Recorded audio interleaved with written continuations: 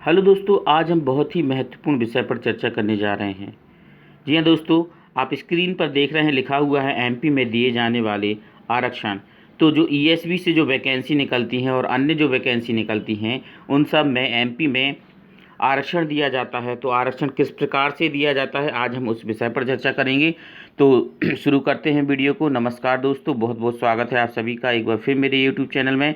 आज मैं आपको बताने वाला हूं कि एमपी में जो वैकेंसी निकलती हैं उसमें किस प्रकार से आरक्षण दिए जाते हैं।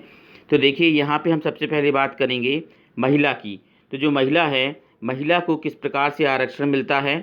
तो देखिए, जो शिक्षक भर्ती होती है, शिक्षक भर्ती में महिला को 50% का आरक्षण दिया गया है। और अभी पुलिस भर्ती में सीएम साहब ने बोला है 35% का आरक्षण उनको दे दिया गया है। तो महिला को 50% का आरक्षण दिया जाता है शिक्षक भर्ती में, और पुलिस भर्ती में उसको 35% का आरक्षण दिया गया है, और अन्य वैकेंसी में भी उसको आरक्षण दिया गया है।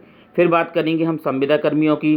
तो जो संविदा कर्मी होते हैं, तो संविदा कर्मियों के लिए क्या आरक्षण दिया गया है। संविदा कर्मियों को 20% का आरक्षण दिया गया है। यहाँ पर इनको 20% का आरक्षण मिला है वैकेंसी में। जब ये 5 साल रेगुलर काम कर लेते हैं तो इनको 20% का आरक्षण मिल जाता है। ईडब्ल्यूएस की बात करेंगे तो ईडब्ल्यूएस को जो आरक्षण है वो है 10% का। ओबीसी की बात करेंगे तो ओबीसी को जो आरक्षण दिया गया है वो है हमारा 14/27 मान सकते हैं, चूँकि पहले 14% का आरक्षण था, फिर इसके बाद इनको 27% का आरक्षण मिल गया है।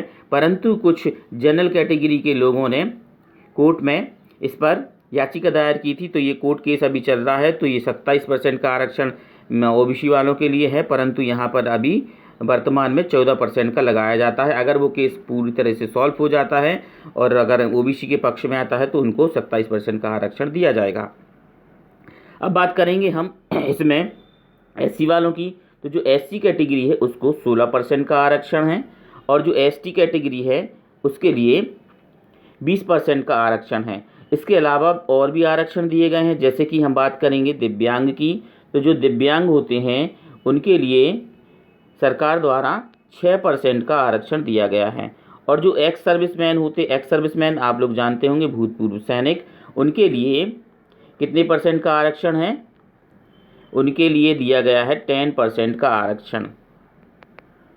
तो इस तरह से जो एमपी में वैकेंसी निकलती हैं ईएसवी और अन्य के द्वारा, तो ऐसा आरक्षण को दिया गया है दोस्तों। तो ये आरक्षण वाला जो कार्यक्रम है ये हमारे एमपी में चलता आ रहा है, और इस तरह से वैकेंसी को बांट दिया जाता है। जैसे कि अगर हम बात करें एक उदाहरण के लिए, तो जो 100 वैकेंसीज़ हैं अगर, तो इन 100 वैकेंसीज़ में अलग अलग कैटेगरी में अलग अलग प्रकार से परसेंटेज को निकाल दिया जाता है और फिर बांट दिया जाता है।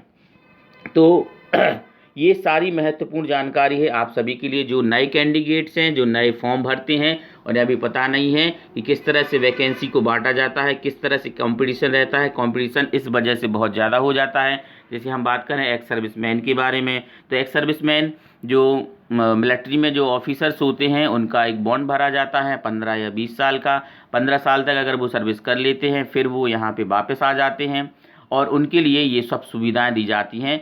10% का आरक्षण देकर वो किसी भी विभाग में आसानी से पहुंच जाते हैं। ये महत्वपूर्ण जानकारी आप सभी को कैसी लगी है।